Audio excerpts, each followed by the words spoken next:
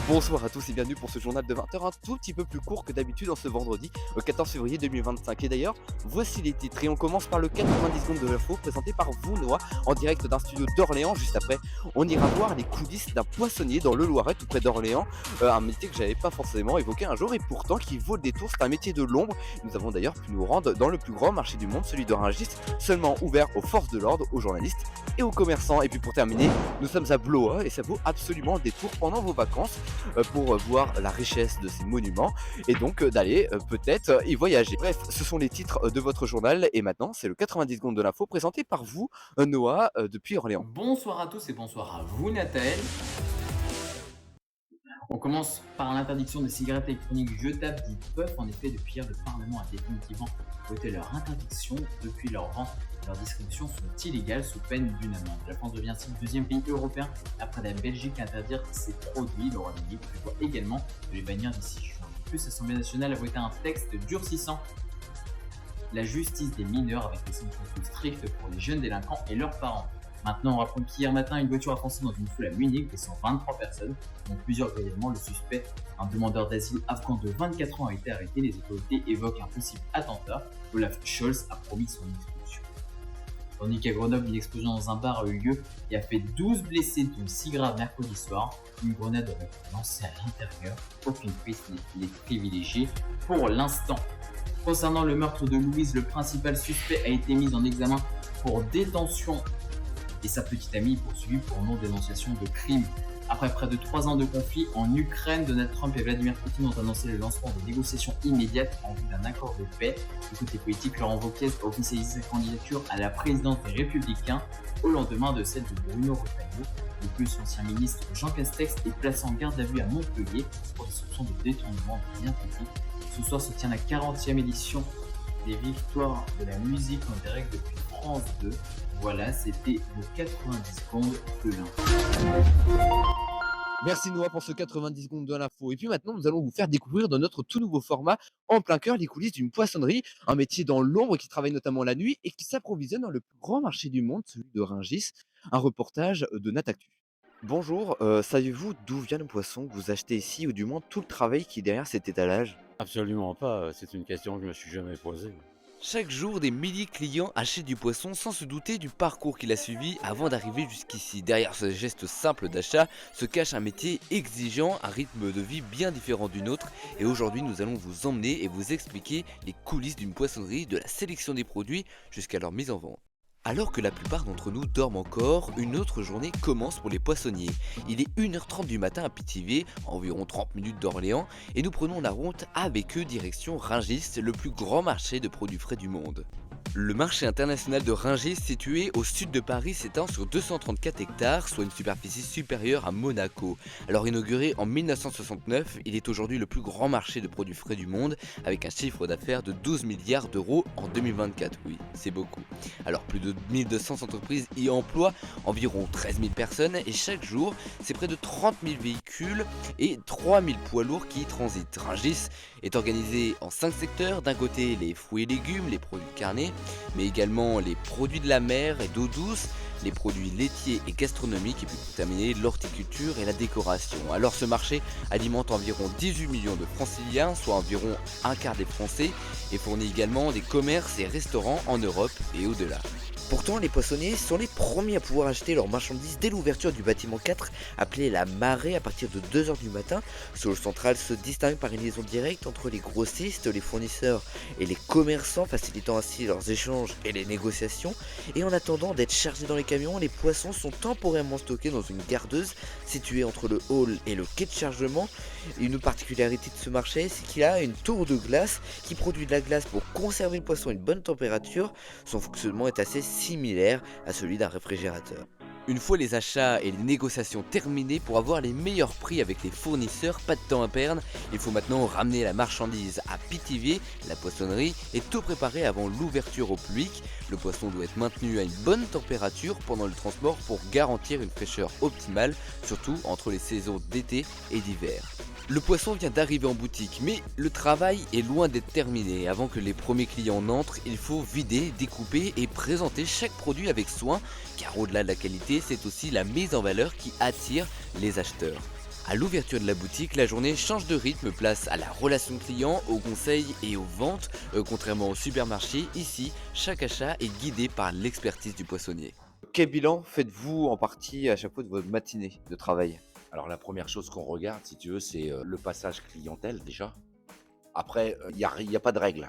Tout dépend comment ça se passe, quoi. Tu vois, là, c'est les vacances. Regarde, c'est les vacances. Dans la rue, il y a pas de passage. On voit très, très peu de monde. Donc ça joue aussi, les vacances jouent. Et puis après, il y a pas de règle. La plus difficile, il y a beaucoup de manutention. On fait beaucoup de ménage. La vente, ça représente 30% de notre activité. Et le reste, c'est manutention, nettoyage et faire à manger, tout ça. Ça représente que 30% de notre temps. Depuis cette nuit, nous avons suivi chaque étape du parcours du poisson du marché de Rungis à l'étalage de cette boutique. Un travail physique, un rythme intense, mais une passion intacte pour ceux qui exercent ce métier. Alors la prochaine fois que vous achèterez du poisson, souvenez-vous du travail et du chemin qu'il a parcouru avant d'arriver dans votre assiette. De toute façon, des métiers comme nous, un peu artisanaux, c'est des passions. Faut aimer ça, quoi. Voilà un reportage tourné il y a moins de 2 jours. Et puis, maintenant, nous sommes à Blois, une ville riche en monuments, en culture, qui vaut peut-être le détour pour vos vacances. Alors, entre le château de Blois, la maison de la magie, et puis je cite même pas le reste, il y a énormément de choses. Eh bien, voici un reportage réalisé par Nathalie et Noah. Bienvenue à Blois, une ville riche en histoire où chaque coin de rue nous raconte un plan d'histoire de France. Située sur les rives de la Loire, elle regorge de monuments emblématiques et de lieux charmants qui témoignent de son passé prestigieux. Maintenant, bienvenue à la Halle aux Grains qui est aujourd'hui reconvertie en la scène nationale de Blois. C'était encore au 19e siècle un ancien marché couvert et aujourd'hui il est digne de la reconversion des espaces industriels en des espaces culturels et vivants. D'ailleurs, chaque année, en octobre, a lieu les rendez-vous de l'histoire qui réunissent près de 400 conférences et plus de 50 000 touristes. Le festival se répète autrement en novembre avec la Baie des Boules qui se déroule actuellement là où je suis. Situé à 2 pas de la cathédrale qui se situe juste derrière moi, c'est bien sûr le jardin de l'évêché qui est avant tout une terrasse aménagée depuis le XVIIIe siècle et qui offre une vue imprenable sur Blois. Mais avant tout, il faut savoir que le nord de Blois est plutôt intéressant au niveau politique et culturel, mais le sud, le centre-ville de Blois, est encore meilleur. Avec ses 120 marches, il est souvent décoré d'œuvres d'art éphémères, attirant le regard de tous les passants et de nombreux touristes. Par exemple, en ce moment, il est décoré pour fêter les 30 ans du château d'eau. Cet escalier monumental rend hommage à l'inventeur Denis Papin. De plus, il faut savoir que cet escalier relie la ville haute et la ville basse. À savoir que Blois vit avant tout grâce à ses nombreux commerces. D'ailleurs, au pied du château de Blois se situe ce tout nouveau jardin, enfin récemment restauré, par lequel vous pouvez apercevoir cette fontaine à circuit fermé. Un lieu parfait pour se reposer au pied de notre centre-ville. Et d'ailleurs, en plein centre de Blois se situe le célèbre Château Royal qui, en plus de ça, a 4 phases différentes, donc 4 périodes de construction différentes qui s'étalent de la période médiévale à la période classique. Et d'ailleurs, aujourd'hui, il abrite un musée d'art et d'histoire et aussi d'autres événements comme par exemple le Son Lumière qui a lieu tous les soirs à 22 h pendant l'été et pendant les vacances scolaires et aussi bien d'autres événements. Face au célèbre château, la Maison de la Magie de Robert Houdin est un musée juste unique en Europe.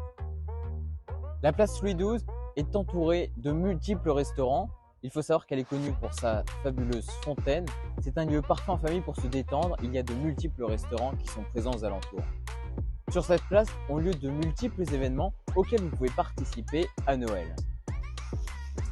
Nous voici maintenant devant le pont Jacques-Gabriel qui a été construit au XVIIIe siècle. C'est le meilleur point de vue pour voir Blois et la Loire en même temps. Blois, une ville d'art et culture, ne cesse de se développer par son dynamisme. Que vous soyez amateur de culture, amateur de nature ou encore même passionné d'histoire, Blois saura vous charmer. Voilà un reportage réalisé par Noah et Nathalie sur Blois, une ville qui vaut le détour pendant vos vacances. Et puis, si vous souhaitez également faire une visite, vous pouvez vous rendre à Orléans, la capitale du Loiret, qui se situe toujours en région centrale de Loire. Bienvenue à Orléans, une ville qui comporte plus de 300 000 habitants. Maintenant, place aux incontournables de cette métropole. Mais avant tout, sur cette place du Marc III, tout au long de l'année, ont lieu de multiples événements, comme par exemple en hiver le célèbre marché de Noël d'Orléans, ou par exemple aujourd'hui, ou comme tout au long de l'année, de multiples animations pour les enfants. Le monument le plus célèbre d'Orléans, c'est bien sûr la cathédrale Sainte-Croix qui domine face à une grande avenue sur laquelle a lieu tout au long de l'année différents événements, comme par exemple quand il y a le Tour de France, c'est ici, mais surtout chaque année, le 8 mai, a lieu la grande fête de Jeanne d'Arc. Le 8 mai 1829, c'est ici achevé la fin des travaux de la cathédrale Sainte-Croix. Aujourd'hui, cette cathédrale culmine à 144 mètres de hauteur. Et d'ailleurs, au pied de la cathédrale se tient également le conseil régional.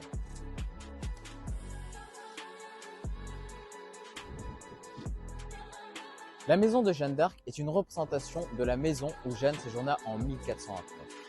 Depuis 1965, ce lieu est un musée consacré aujourd'hui à la vie de Jeanne d'Arc et à la guerre de 100 ans. Mais savez-vous qui est réellement Jeanne d'Arc? Jeanne d'Arc est une femme qui a libéré la ville d'Orléans. Elle a ensuite été accusée de sorcellerie, puis elle a été brûlée. Bien compris, les monuments d'Orléans ont écrit l'identité de cette ville, mais maintenant on va parler du système économique, puisque oui, avec les quelques milliers de commerces qui entourent cette ville, même en plein cœur, il y a notamment le centre commercial de la Place d'Arc, qui a notamment la SNCF sur sa gare en plein centre. La métropole orléanaise dispose d'un tramway. Il faut savoir que de 1877 à 1938, sur la veille de la Seconde Guerre mondiale, la métropole orléanaise disposait d'un fameux tramway. Il a ensuite été supprimé puis réinstallé dans les années 2000. Orléans, c'est aussi une très grande organisation pour les stationnements, avec notamment beaucoup de parkings souterrains.